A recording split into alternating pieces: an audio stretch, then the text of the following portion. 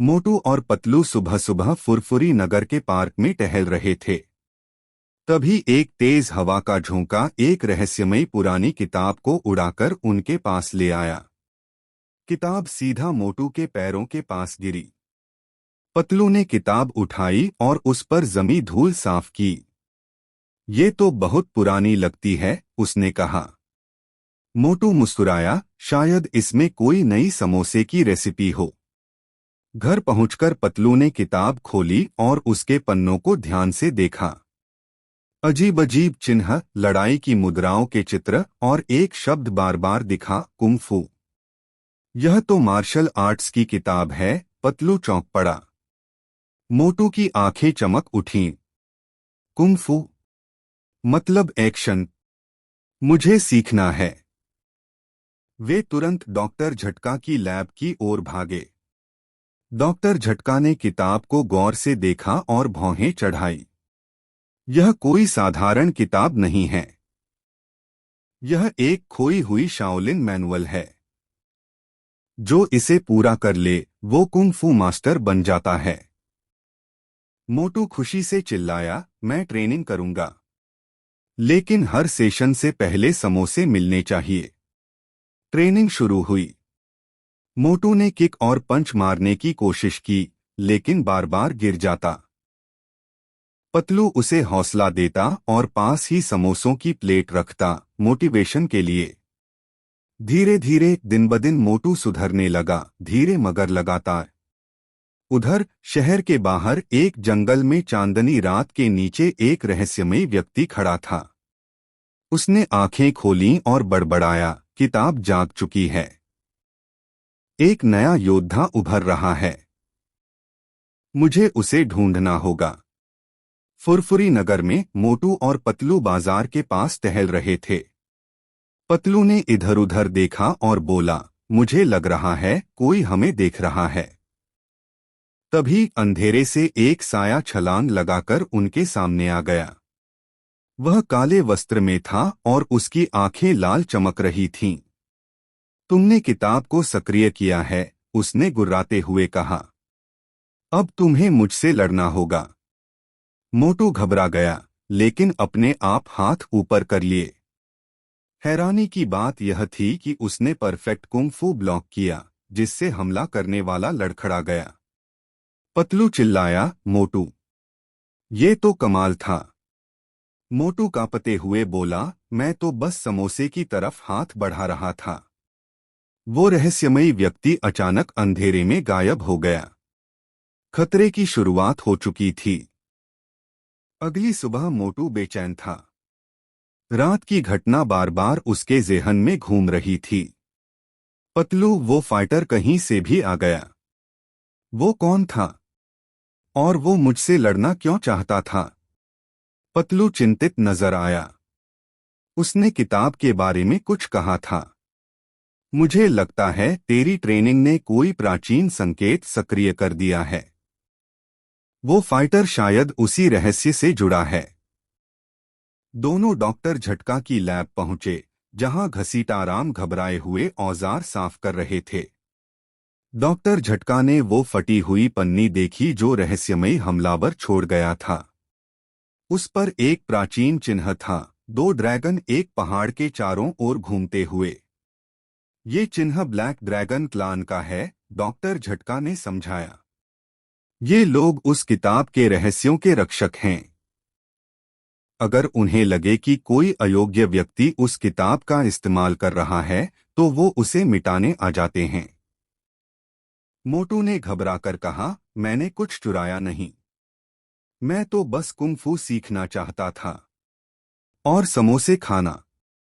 पतलू ने उसके कंधे पर हाथ रखा। तो फिर हमें ट्रेनिंग पूरी करनी होगी। सिर्फ एक असली कुंग फू योद्धा ही आने वाले खतरे का सामना कर सकता है। अगले कुछ दिन बहुत कठिन थे। पतलू की देखरेख में मोटू ने जबरदस्त मेहनत की, खंभों पर संतुलन बनाना, लकड़ी के पुतलों को पंच करना और ठंडे पानी के नीचे ध्यान लगाना। हर अभ्यास मुश्किल था, मगर उसका हौसला और बढ़ता गया। उधर गहरे जंगल में वो शैडो फाइटर हड्डियों के सिंहासन पर बैठे मास्क पहने गुरु के सामने झुका। वो लड़का बहुत तेजी से सीख रहा है गुरुजी। क्या मैं उसे खत्म कर दूं? गुरु की आवाज ठंडी और शांत थी। नहीं, उसे ट्रेन करने दो। जब समय आएगा हम उसे रिंग ऑफ शैडोज में चुनौती देंगे। वहीं हम उसकी आत्मा तोड़ देंगे। इधर फुरफुरी नगर में एक शाम जब मोटू और पतलू घर लौटे तो उनका घर तबाही में था। फर्नीचर टूटा हुआ, दीवारों पर दरारें और जमीन पर खुदे हुए शब्द। आधी रात, छत पर, अकेले आओ। पतलू का चेहरा पीला पड़ गया। ये जाल है। मोटू ने मुट्ठियां भींच ली। मैं जाऊंगा। अगर आज पीछे हटा तो कभी ताकतवर नहीं बन पाऊंगा। मैं तैयार हूं। आधी रात के करीब मोटू छत पर चढ़ा। पूरा शहर शांत था। चांद नीचे झुका हुआ था। और तभी अंधेरे से वो फाइटर फिर से सामने आया। इस बार पीठ पर 2 तलवारें लटक रही थीं। तैयार हो अपने पहले असली सबक के लिए? उसने तिरछी मुस्कान के साथ पूछा।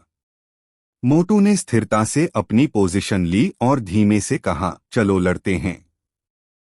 छत पर मुट्ठियां भिड़ने लगीं, शरीर हवा में पलटने लगे।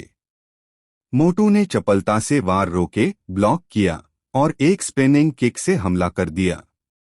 लेकिन फाइटर तेज था।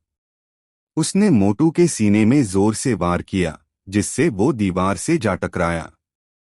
उसके होंठ से खून टपकने लगा। तू अभी तैयार नहीं है, फाइटर ने ठंडे लहजे में कहा। रिंग ऑफ शैडोज तुझे खत्म कर देगा। वो फिर से अंधेरे में गायब हो गया। पतलू दौड़कर मोटू के पास पहुंचा और उसे उठाया। तूने अच्छा किया मोटू, लेकिन हमें और वक्त चाहिए। ये तो सिर्फ शुरुआत है। मोटू ने चेहरे से खून पोंछा और सिर हिलाया। मैं और मजबूत बनूंगा। फुरफुरी नगर के लिए, अपने दोस्तों के लिए और समोसों के लिए। दिन बीतते गए, लेकिन माहौल में तनाव एक तूफान की तरह मंडरा रहा था। मोटू के घाव भर चुके थे, लेकिन उसकी आत्मा पहले से कहीं ज्यादा प्रज्वलित थी। वह पहले से भी अधिक मेहनत से ट्रेनिंग करने लगा। उसके पंच तेज थे, ध्यान गहरा। पतलू गर्व से देख रहा था। तू बदल रहा है मोटू। अब तू सिर्फ ताकतवर नहीं, समझदार भी बन रहा है। इसी बीच फुरफुरी नगर में अजीब हमलों की खबरें फैलने लगीं। दुकानदारों ने बताया कि छायाएं छतों पर छलांग लगा रही थीं और लोग बिना कोई आवाज किए गायब हो रहे थे। धीरे धीरे डर फैलने लगा। डॉक्टर झटका ने एक आपात बैठक बुलाई। मैंने किताब का आखिरी हिस्सा डिकोड कर लिया है, उन्होंने बताया। यह रिंग ऑफ शैडोज की बात करता है, एक रहस्यमय युद्धभूमि जहां योद्धा अपनी योग्यता साबित करते हैं। लेकिन अगर हार गए तो सब कुछ भूल जाओगे, यहां तक कि खुद को भी। घसीटाराम घबराकर बोला, और वहां लड़ाई आखिरी दम तक होती है। कोई रहम नहीं। मोटू खड़ा हो गया। तो फिर मुझे जीतना ही होगा। अगर मैं नहीं रुका तो ये सब पर हमला करेंगे।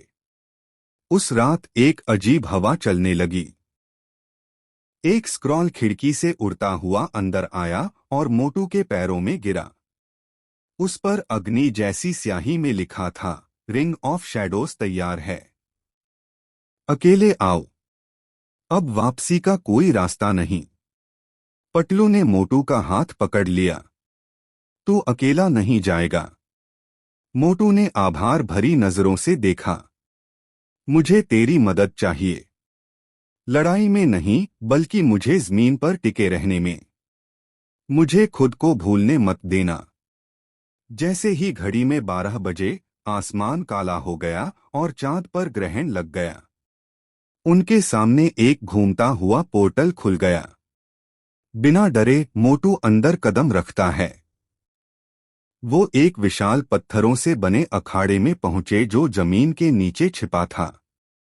दीवारों पर जलती हुई मशालें थीं और बीच में खड़ा था शैडो फाइटर। उसकी आंखें चमक रही थीं और मुट्ठियां आग से लिपटी हुई थीं। तुम्हारी यात्रा का अंत आ गया, उसने कहा।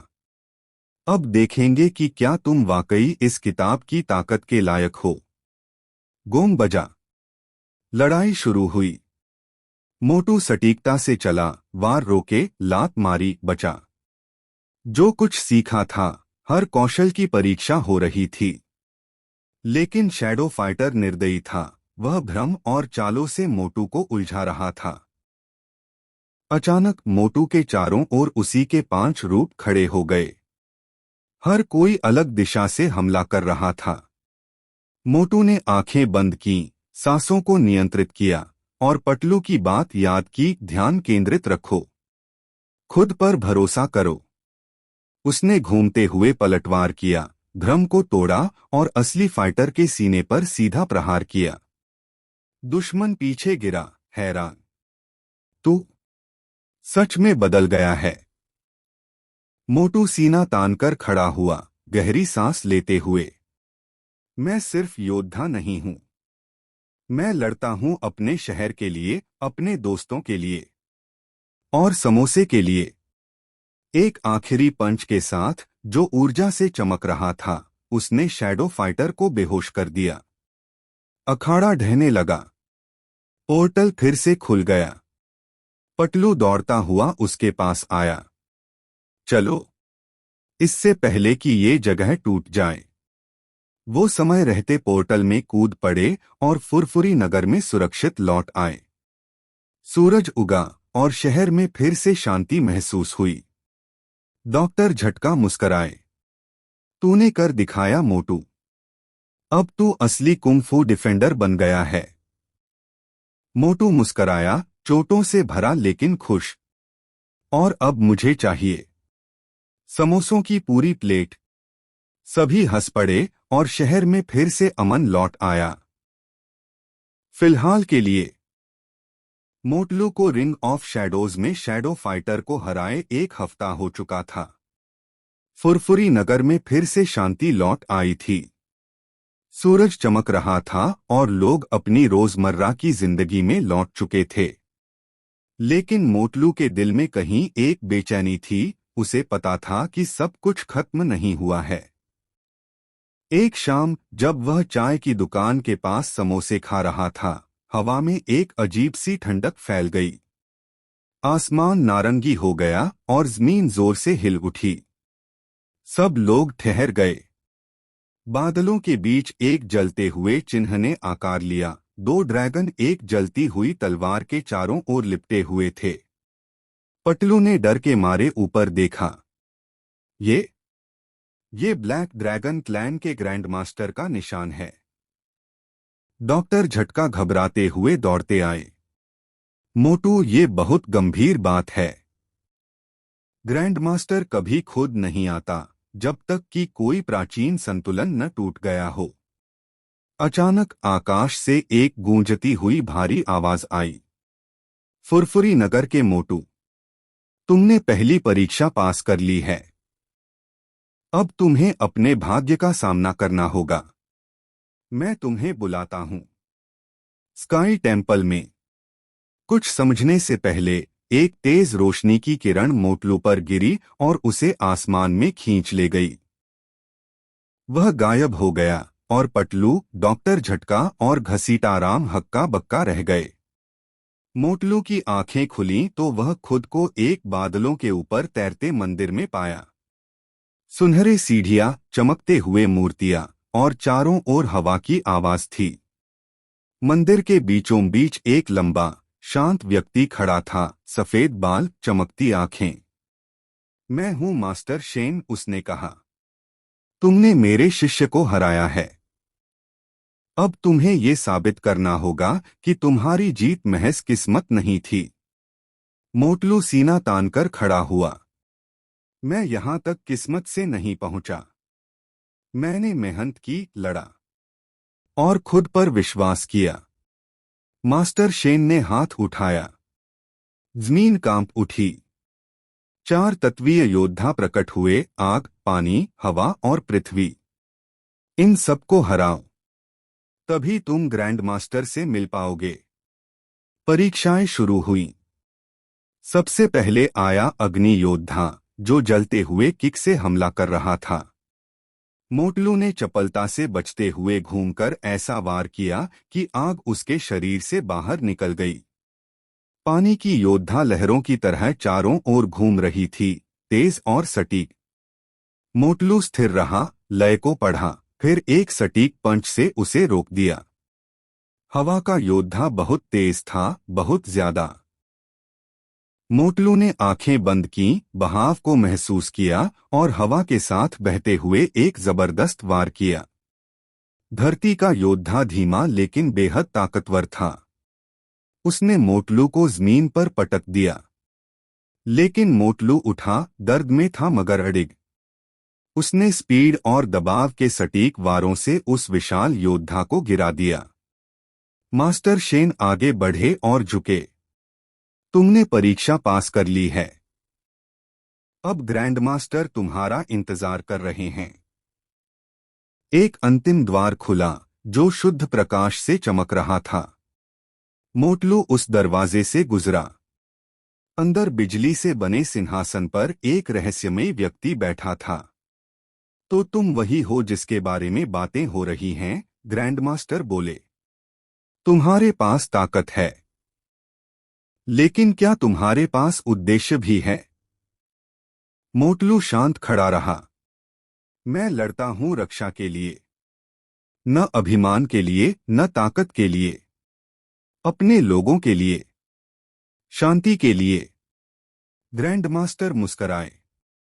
तो फिर साबित करो। अंतिम परीक्षा में बिजली पूरे कक्ष में दौड़ने लगी। असली लड़ाई अब शुरू होने वाली थी। ग्रैंड मास्टर ऊंचा खड़ा था, उसके चारों ओर तूफानी बादल और गड़गड़ाहट थी। उसका तेज शांत लेकिन अडिग था। मोटू ने अपनी मुद्रा ली, दिल जोरों से धड़क रहा था, लेकिन आत्मा अडिग थी। यह तुम्हारी अंतिम परीक्षा है, ग्रैंड मास्टर ने कहा। ताकत की नहीं, आत्मा की। मंदिर हिल उठा जब बिजली की चमक ने अखाड़े को घेर लिया। युद्ध शुरू हो गया। ग्रैंड मास्टर हवा की तरह चला, तेज, सटीक और शक्तिशाली। मोटू ने बचाव की कोशिश की, लेकिन हर बार एक तूफान की तरह लगता था। वह बार बार जमीन पर गिरा, चोट खाया, सांसें उखड़ी हुई। मोटू मीन पर पड़ा रहा। ग्रैंड मास्टर पीछे हट गया। तुम्हारे अंदर जुनून है, लेकिन कोई भी योद्धा बिना बुद्धि के नहीं टिकता। तभी मोटू ने अपने मन में पतलू की आवाज सुनी। खुद पर भरोसा करो, सिर्फ मुक्कों पर नहीं, अपने ध्यान पर भी। तुम यहां तक पहुंचे हो, अब हार मत मानो। मोटू धीरे धीरे उठा। उसने अपनी आंखें बंद की। वह सुनने लगा, हवा को, खामोशी को, अपनी सांस को। फिर वह चला। अब वह ग्रैंड मास्टर के वारों का अनुमान लगाने लगा, सिर्फ प्रतिक्रिया नहीं दे रहा था, बल्कि बहाव में बह रहा था। उसने एक बिजली पंच को रोका और घूमकर जबरदस्त किक मारी। ग्रैंड मास्टर डगमगाया। तुमने तरक्की की है, उसने मुस्कुराते हुए कहा। अब सब दिखाओ। युद्ध और तेज हो गया, मुक्का बनाम बिजली, इच्छा बनाम ताकत। अंततः एक तेज गर्जना के साथ मोटू ने वह अंतिम चाल चलाई जो उसने सीखी थी, ड्रैगन स्पाइरल किक। वह सीधा तूफान के केंद्र पर लगा और उसे तोड़ डाला। बिजली गायब हो गई। तूफान शांत हो गया। मंदिर में फिर से शांति लौट आई।